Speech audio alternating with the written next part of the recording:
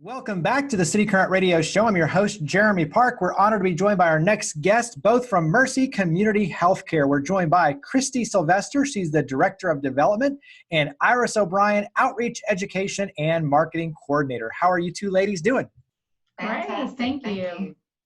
So let's start with a history lesson. Give us a little bit of history for Mercy Community Healthcare.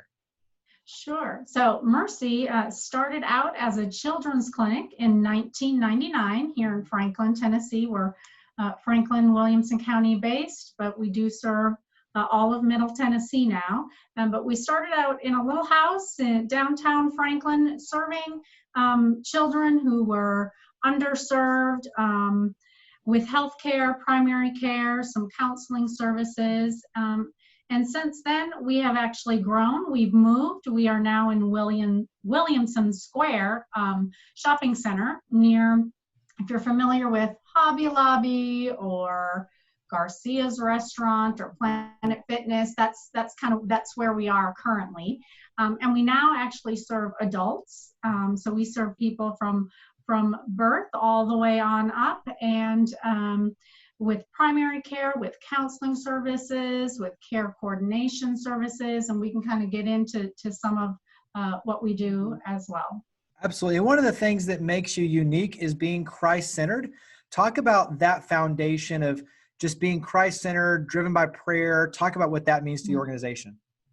Oh, absolutely. So it absolutely was birthed out of being a Christ-centered organization. There were some local business people and churches and pastors who kind of gathered together and said, we see a need and we want to fill this need, and we want it to be a Christian-based organization. And so we have maintained our mission all the way through.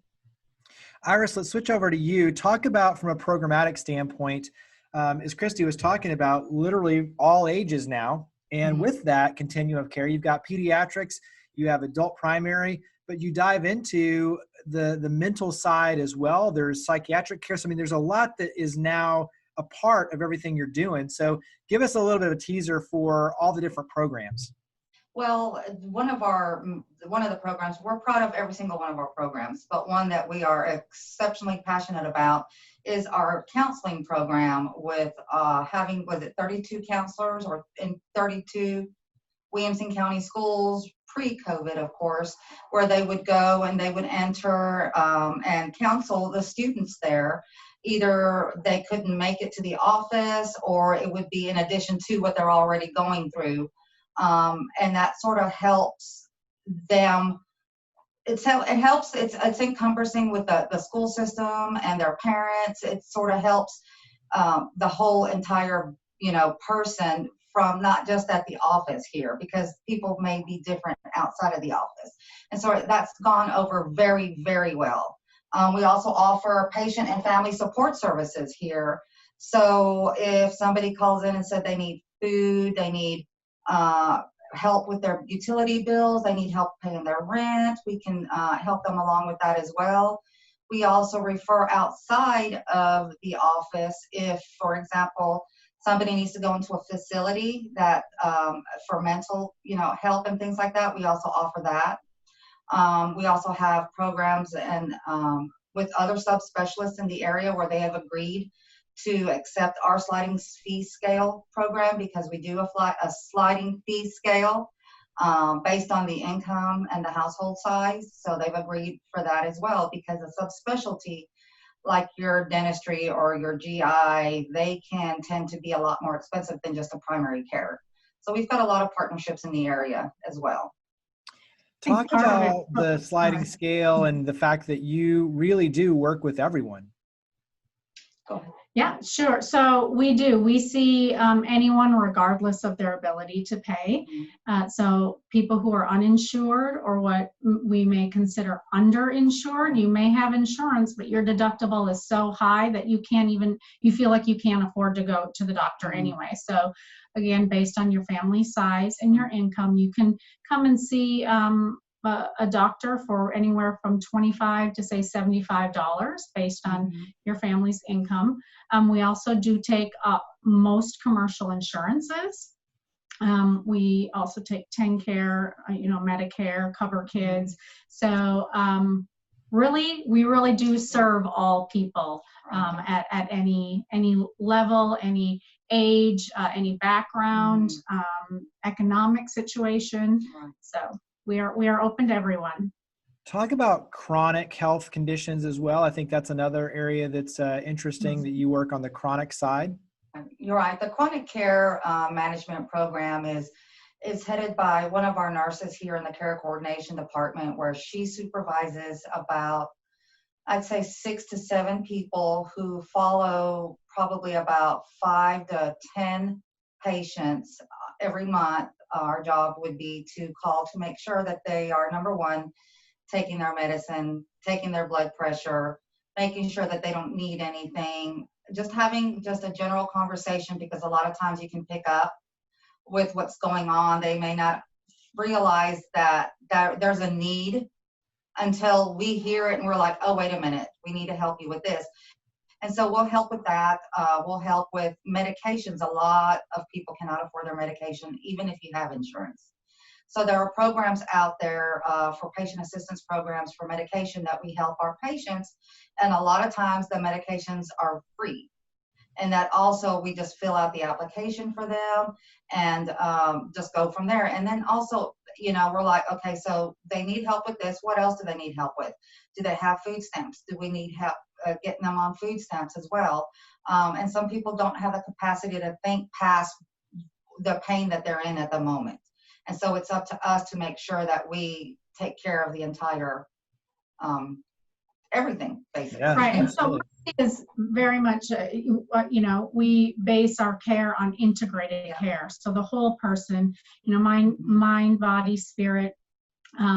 So that's where the primary care comes in, your mental health comes in, and then all of those social determinants of health, from transportation to food to a lot of the things that Iris was sharing. And we also help folks sign up for insurance. We have certified counselors who can go through the marketplace when it's time to do that, and take the patient through the motions of, okay, which we can't say that this is the perfect plan for you, but we can describe the options so that they don't feel overwhelmed, because insurance is a foreign language in its own.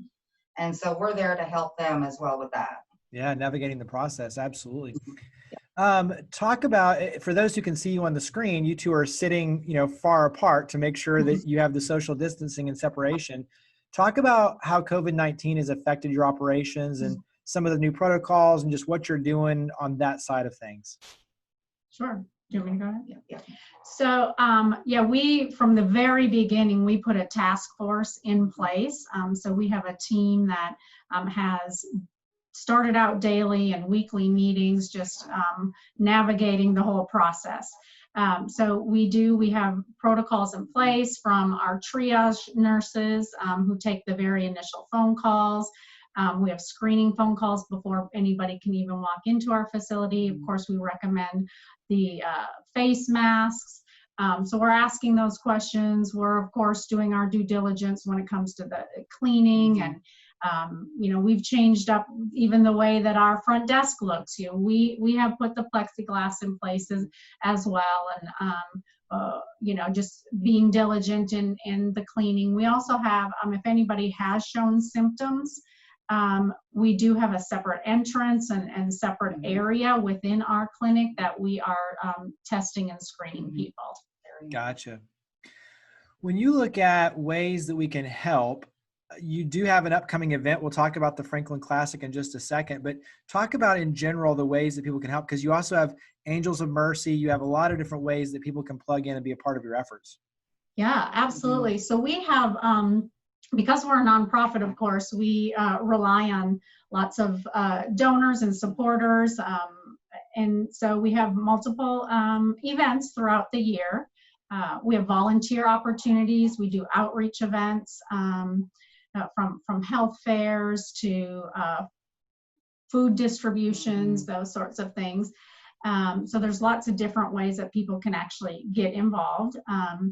And then also, like we were talking about, the fundraising events is really a great way to get involved. And the next one coming up is our Franklin Classic, which is our 5K, 10K, 1K, and that has always held on Labor Day in downtown Franklin. It's become a family tradition for many people now, where thousands of people come out and enjoy the day.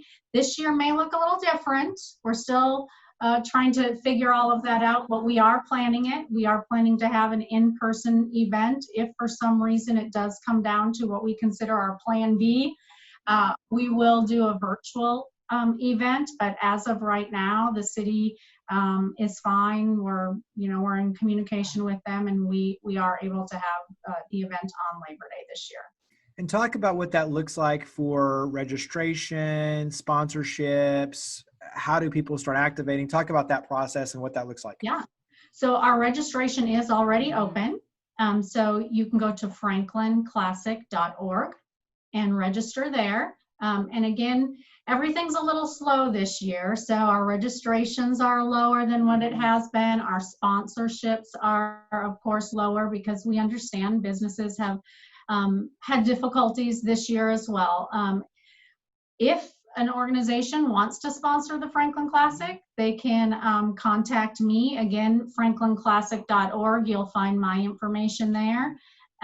Or you can call us here at Mercy and ask for me, Kristi Sylvester, and I can chat with you about our different sponsorship opportunities.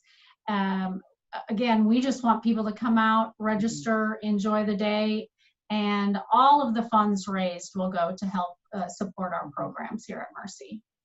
What's something that you want everyone to know? So something that they might not know, but you think everyone definitely needs to know this about Mercy Community Healthcare. I would, I have something different than Iris, but I would just say, first of all, the Christ-centered care that's received. When people come here, we hear story after story from families of they don't feel like a number. They're listened to by their providers. They are involved in their life, and they really do try and help them outside of just their primary care visit or just their counseling session. It really is about the whole person. So that's what I think is the most unique aspect of Mercy. Iris, what would you say? I would say that a lot of people have a perception that if they know who we are, that we see just the indigent, the at-risk in the area, which we do, and we welcome them. We welcome everybody, though. We also see people who have commercial insurance, because it comes down to the relationship that you have with your doctor. It's so personal because they know everything about you. You have to have that connection. Our doctors are awesome. They are down to earth, and they love no matter what, and they do, and we do what we can to help, because it's a mission. It's not a job, it's a mission. Yeah. What, for someone, you mentioned multiple locations on your end, go ahead and talk about, for someone who says, hey, I would love to go, how do they set up an appointment? What does that look like now? What they would need to do is just call the office, which is 615-790-0567, and let them know at the front desk that they'd like to set up a new patient appointment.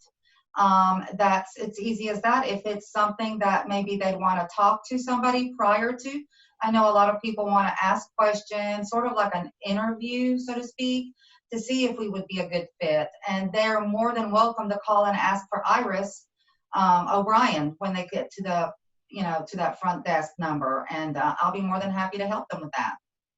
Answer any questions. We can take them on a tour if they like. That's up to them. We're working on a virtual tour right now, but yeah, we can take them on a tour as well. When you look at the family coming in and making sure that health and well-being is first and foremost in the community, what's maybe one of your favorite tips just around maintaining good health for the community? So what's a favorite tip that you like to put out there, kind of on the public speaking side of just making sure that everyone is putting their health first? Right. Well, for me, it's going to be hand washing. I am a big proponent of hand washing. no matter, I mean, it's just astonishing at how you pick up germs and how you can take and travel and things like with those germs. So sometimes you're coming down with a cold and you don't realize it until you start feeling sick later that day. Just making sure that you're washing your hands every time you go to the bathroom, any chance you get, that's going to help you stay healthier. Nice. And I would just say getting out, getting your fresh air, Yes. of course, watch what you eat, and that, but that vitamin D and just, Exactly. for your mental health as well as your physical health. Yep, it's so important right now. Talk about website, social media. You mentioned the phone number. Go ahead and mention it again, but where do we go to start getting involved and to follow the conversations and to reach out? Sure. So our website is mercytn.org. And so you can find all of our services there, our phone number, our hours. We do have a location in Lewisburg, Tennessee. We have a satellite office there as well. So if somebody's out in that area, they can get service out there. And then, of course, we are on Facebook, Twitter, Instagram, and all of that can all be found on our website as well. Yeah. And the website again is mercytn.org. So Kristi, Iris, thank you for all you do. You and your team greatly appreciate it. Thank you for coming on the show. Thank you so much.